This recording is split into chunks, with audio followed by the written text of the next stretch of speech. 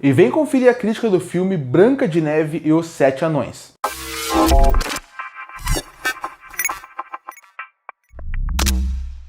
E está chegando nos cinemas o live action de Branca de Neve.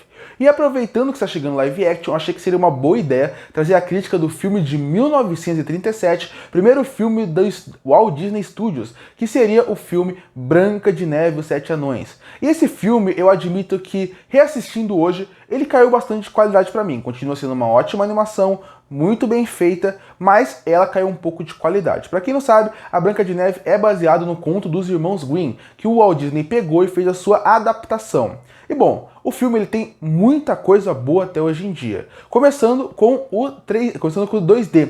Porque muita gente parece que fala que o 3D está ultrapassado. Para mim, quando você vê filmes como a Branca de Neve e os primeiros filmes da Disney, até os anos 90, que usava bastante CGI, 2D na verdade, você vê o quanto esse filme faz diferença. O filme é de 1937. Você assiste em 2025 e ele continua lindo. Ele continua muito bonito. Ele continua a dar uma expressão que muitas animações 3D acabam não funcionando.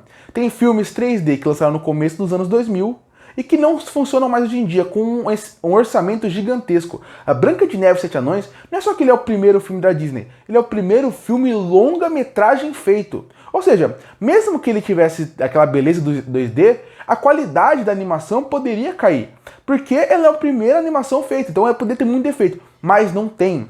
Você vê como o 2D ele é vivo e rico em tela, da primeira à última cena. A primeira cena, quando você consegue entender perfeitamente aquele detalhamento de como é a Rainha Má, como é seu castelo, como funciona o espelho e a mecânica do espelho, você consegue ver como o 2D deixa aquele lugar muito vivo e ao mesmo tempo ele consegue dar a parte sombria que é necessária. Uma sala escura, com uma brincadeira muito do preto misturado com o roxo. É muito interessante como as cores brincam nessa parte do filme. Tecnicamente essa parte é excelente. Depois quando corta pra Branca de Neve, você consegue perceber como ela já tá num jardim muito mais bonito. Você consegue perceber como a luz acaba brilhando. Você vê que apesar de usar uma cor mais escura no filme como um todo, você vê que tem uma tonalidade de cor mais escura. Você consegue perceber que mesmo assim eles conseguem dar um brilho para aquele lugar. E você consegue perceber que a ambientação através da animação, ela é muito bem feita. Quando você chega na floresta proibida, que a Branca de Neve tem que passar para fugir do caçador, você consegue perceber como aquela floresta tem vida e como os animadores eram muito criativos. Eu amo muito como quando ela está correndo pela floresta,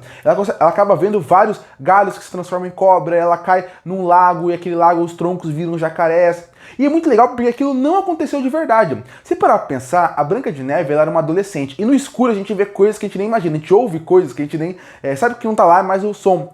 Ela naquela escuridão da floresta, ela via coisas que não tinha. Aquele tronco provavelmente era um tronco, mas ela imaginou como se fossem crocodilos. E por aí vai. E isso é muito interessante. E termina a sequência com ela caindo no meio da floresta com os animais à sua volta. É muito bem feito como essa transição toda é feita. E a gente chega na casa dos anões, e quando chega na casa dos anões você percebe como você conhece muito eles sem conhecer eles. Quando a Branca de Neve começa a varrer a casa e mostrar muito bem como é a casa, você consegue entender como é a característica de cada anão. Pela cama que ele dorme, por quem come em cada prato, você consegue perceber isso como a animação é bem feita. E narrativamente ele consegue conduzir você a entender sem falar muito. Claro, o nome dos anões já é muito um indício do que eles são.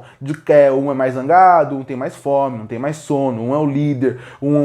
Você consegue perceber perfeitamente qual é cada anão. Mas quando você acaba vendo isso, a animação trabalha muito bem isso. A mesma coisa vale para as minas e vale para o final do filme.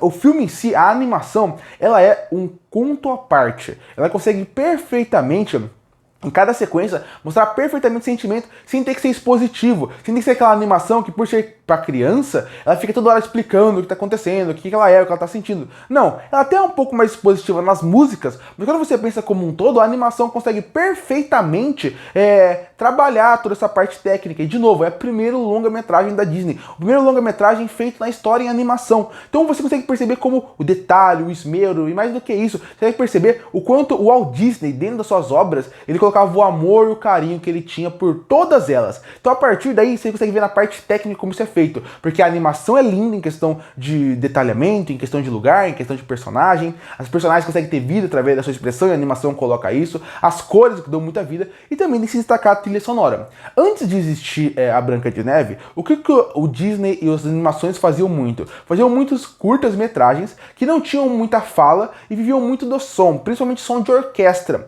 Então a partir daí você consegue ver como esse filme tem muito do que tinha feito antes. Então você consegue ver como a trilha sonora também é um personagem dentro desse filme. A trilha sonora, eu digo a instrumental como um todo, ela conduz o seu sentimento. Muita gente não gosta disso porque mostra que ele quer te levar para um caminho do que o roteiro não está conseguindo fazer. Para mim nessa situação funciona bem. E as músicas em si também são marcantes. Não são as músicas mais marcantes da Disney, mas as cantadas funcionam bem. Gosto muito da primeira e acho que é a melhor música que tem, a música que a Branca de Neve canta em si, ela é muito boa, mas também tem a música dos anões também, que é muito marcante, quando eles falam que eu vou para casa, agora eu vou, também é uma música muito marcante. As outras não são tão marcantes assim, tão fortes, mas a primeira da Branca de Neve e o dos anões, obviamente marca o filme como um todo. O problema do filme pra mim, ele vai além da parte técnica, porque isso pra mim ele é uma coisa perfeita até hoje em dia e se destaca muito. O problema é mais a parte narrativa do filme. Vai destacar, o conto original da Branca de Neve, ele não é um conto nem um pouco parecido do que é o conto original. Porque quando você pensa no filme da Disney, ele acabou mudando muita coisa, porque apesar dele ser uma época diferente, a Disney tinha que infantilizar algumas coisas, porque o conto é muito pesado dos irmãos Grimm. Então eles acabaram infantilizando algumas coisas que tudo bem. O problema é que eu acho que o roteiro tem alguns pontos que vendo hoje em dia não funcionam tão bem. Quando eu assisti a Branca de Neve pela primeira vez foi em VHS. Eu até tive o VHS, como vários VHS da Disney como um todo, e comprei o DVD também, porque eu sou muito fã do universo Disney. Tudo que é animação da Disney que eu podia ter na minha coleção eu tenho. Hoje em DVD, quando eu era menor, em VHS. Eu gostava da animação porque ela fluía bem. Reassistindo hoje, você vê que o filme acaba ficando um pouco datado em alguns pontos. Mas não em animação, mas sim na sua história. Começando com a Rainha Má. A Rainha Má em si, eu acho que tem um grande ponto desse filme, que ela some por muito tempo de tela e isso faz falta. Ela aparece muito forte no começo, mostrando sua imponência. No final, quando ela volta e faz a poção, ela é assustadora, porque a animação coloca assustadora. E é bom, mas a metade do filme como um todo, ela praticamente não aparece. Ela praticamente não tem muita participação. Fica mais na Branca de Neve e os anões. E essas partes são muito mais longas do que deveria ser. A cena clássica da Branca de Neve limpando a casa com os animais, ela comendo e cantando com os anões e dançando, os anões chegando e se apresentando. Essa sequência dá mais ou menos meia hora de filme, 40 minutos. E essa sequência em si, ela é muito longa, porque o filme tem 1h20. Metade do filme é essa parte, dessa apresentando e conhecendo. Se por um lado, em questão de narrativa, parece que faz sentido pra gente conhecer mais os anões e faz sentido pra gente se importar mais com eles, por outro, eu acho que a falta da Rainha Má tira um pouco daquele impacto de tem uma ameaça aí em volta. Pra mim, mesmo que a Rainha Má não soubesse que ela estava em volta, ela poderia ter mais participação. Pra mim, isso é um problema. Porque ela é a alma do filme, a Rainha Má, como todo vilão é. E a falta de presença dela tirou muito do impacto do que deveria ser o filme. Tanto que essa metade eu não lembrava, mas achei o filme um pouco chato, inclusive. Assim, assistindo hoje, você vê que o ritmo cai um pouco, que o interesse acaba acontecendo, porque realmente você sente que falta alguma coisa. E falta um vilão, falta uma ameaça. Essa metade, por melhor que ela seja, você sente que tá faltando alguma coisa ali. Então o filme dá uma queda nessa metade, e no final ele melhora. Eu acho que tem alguns anões também que hoje em dia eles não funcionam mais tão bem como funcionavam na época. Até alguns com alívio cômico, mas acho que nem todos conseguem ser tão bem desenvolvidos como poderiam ser. Então falando que tinha que diminuir os anões. 7 anões é o clássico. Mas quando você pensa como um todo, alguns anões não conseguem ser tão bem desenvolvidos, mesmo o filme dá bastante tempo pra ele. E a Rainha Má tem alguns planos dela que acabam incomodando. Quando você pensa na evolução da Disney a partir daqui, você vê como a Branca de Neve foi um ponto de partida e a Disney se influenciou muito da Branca de Neve para fazer seus próximos filmes, você vê como nos próximos filmes a Disney teve uma maturidade para trabalhar seus personagens secundários, seus príncipes, a própria princesa principal, que é a Branca de Neve. Porque você consegue perceber que tem uma evolução. Até a Branca de Neve, apesar dela ser muito jovem, a gente entender que ela é uma adolescente, que nunca conheceu fora do castelo, ela tem uma inocência que até um certo ponto incomoda um pouco, irrita um pouco, e até fica um pouco difícil de torcer por ela em vários momentos. Então o filme ele cai um pouco de qualidade nisso. Claro, os personagens são muito cativantes, os anões são muito cativantes, a Rainha Má é uma ótima vilã, é uma excelente vilã, a Branca de Neve funciona bem como princesa protagonista, o príncipe em si, eu gosto muito de como ele aparece no começo, porque muita gente fala assim, o príncipe apareceu no final e beijou ela na floresta. Isso não é um problema, ele aparece na primeira música e fala como tá apaixonado por ela. O problema é que eu acho que ele deveria voltar mais vezes ao longo do filme, mesmo que fosse procurando ela, faz um pouco de falta nisso. No fim, Branca de Neve, ele é um filme que ele continua muito bom, uma ótima animação na parte técnica, excelente na parte técnica, mas na parte de história você vê que ele dá uma queda como um todo. Pode ser um clássico, pode ser dos contos fadas mais clássicos que existem. Quando você pensa hoje reassistindo, ele deu uma datada em vários pontos. Por isso que, inclusive, não vou entrar no live action aqui, porque eu não assisti ainda,